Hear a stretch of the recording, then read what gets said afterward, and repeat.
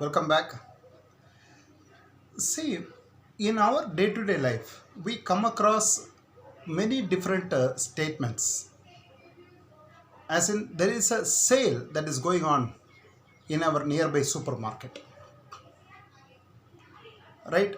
One of our friends or one of our known persons might come and tell us that there is a discount sale that is happening, right? Then we all get pepped up, we all become happy because we can buy the choice of our shirt or choice of our utensil, right? Choice of whatever we wanted to buy at a discounted price. See, this is something that we come across in a in our day to day scenario. If you are going out with your grandmother or grandfather to the market, right? The person in the market, the shopkeeper, would tell your grandmother or grandfather that a particular vegetable costs 60 rupees per kg, right? And then your grandfather would be, or your grandmother would be asking them, can you give it to us at 50 rupees, 10 rupees less, right? So what is this that they are asking for? We say, we are bargaining, isn't it? So what is that we are bargaining for? So we are bargaining to buy a certain product at a certain discounted price, which means we want to reduce the money that we pay to purchase something. So when we want to reduce money, right, from whatever is listed, the list price is nothing but whatever is tagged onto the product. Okay. So when you go to the market, the shopkeeper would tell you 1 kg of bindi is 60 rupees. So that is the list price, right? List price, or it is also called as marked price. So whatever is marked onto the product, right, that is what is called as marked price or list price. So the shopkeeper would say, sir, it is 60 kg, 60 per kg, But then we bargain. We ask them, no, I can't pay 60. You give it to me at 50. See, I want to buy 3 kgs. You give it to me at 50. So what is that we are bargaining for? We are bargaining for a discounted price, a reduced price, right? So 10 rupee, if the shopkeeper is giving to us, he is giving at a certain discount percentage. Okay. Sometimes, we also come across situations. This happens in an online bidding kind of a scenario. There could be a rare item. There could be a rare item. And the rare item's floor price or the minimum price, we would say it is 1 lakh rupees.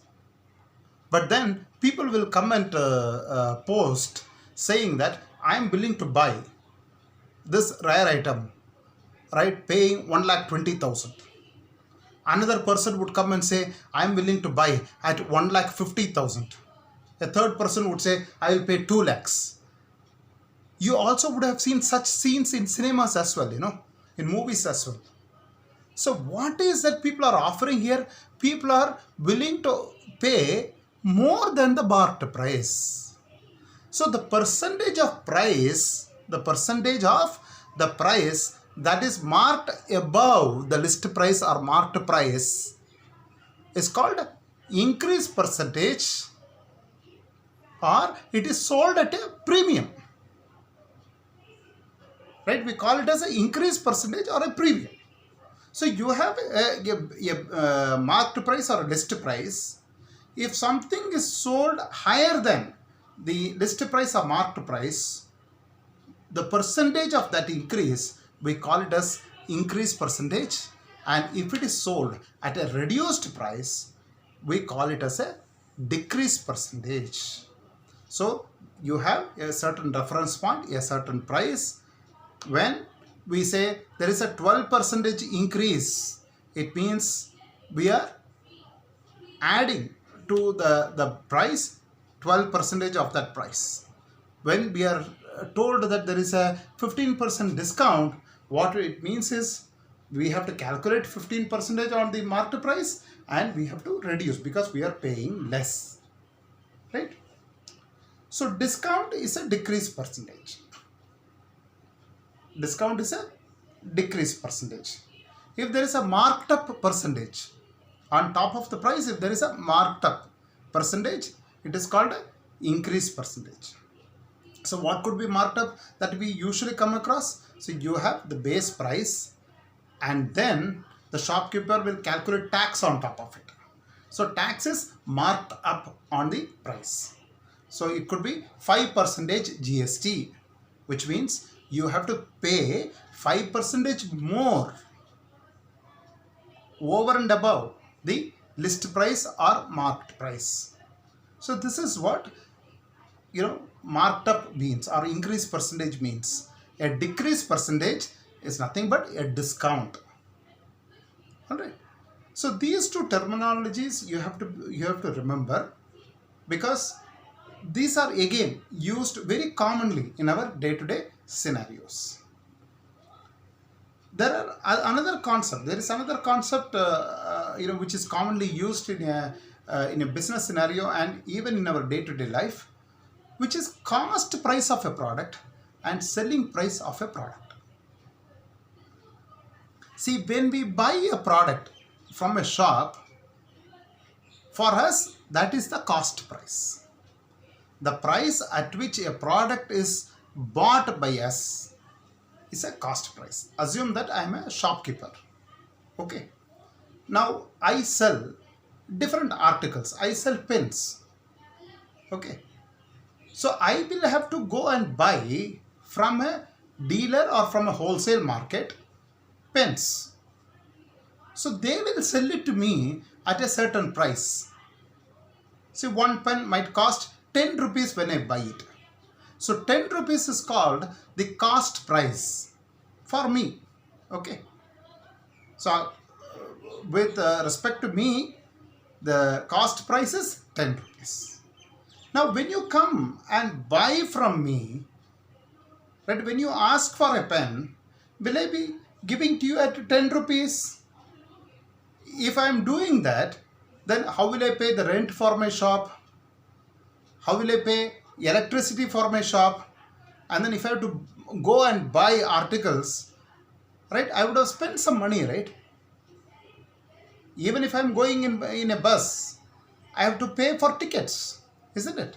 So there is a expenditure that I am making. There is some money that I am spending.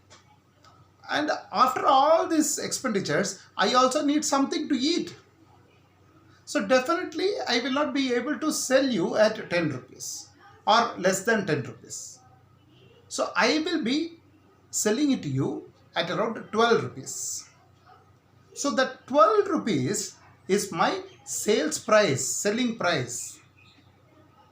So commonly cost price is denoted by CP, okay, and selling price is denoted by SP. Alright. So the price at which I am selling to my customers is called selling price. The price at which I have bought as a shopkeeper from dealer or wholesale market is my cost price. Okay. So if selling price is greater than cost price, then I am making a profit. That is selling price minus cost price if it is greater than 0. Right? Selling price minus cost price is greater than 0.